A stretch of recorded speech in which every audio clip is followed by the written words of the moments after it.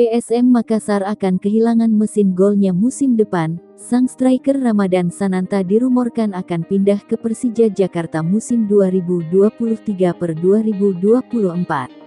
Namun, untuk mendatangkan pemain sebagai sosok pengganti Ramadan Sananta, PSM tentunya harus mempertimbangkan banyak hal. Lerby Eliandri diketahui telah mengakhiri kerjasamanya dengan Bali United Rabu tanggal 19 April tahun 2023. Dengan kepastian tersebut, maka sang pemain kini berstatus sebagai pemain tanpa klub. PSM Makassar dikabarkan tertarik mendatangkan Lerby Eliandri musim 2023/2024. Kemungkinan Lerby Eliandri disiapkan menjadi pengganti Ramadan Sananta yang memilih pindah ke Persija Jakarta. Rumor PSM Makassar ingin mendatangkan Lerby Eliandri dibocorkan akun Instagram @gosipbola.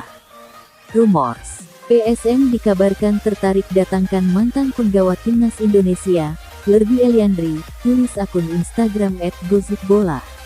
Penampilan Lerby Eliandri cukup mengecewakan bersama Bali United.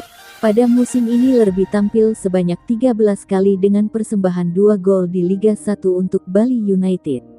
Ia pun harus mengakhiri musim ini lebih cepat karena mengalami cedera robek tendon Achilles.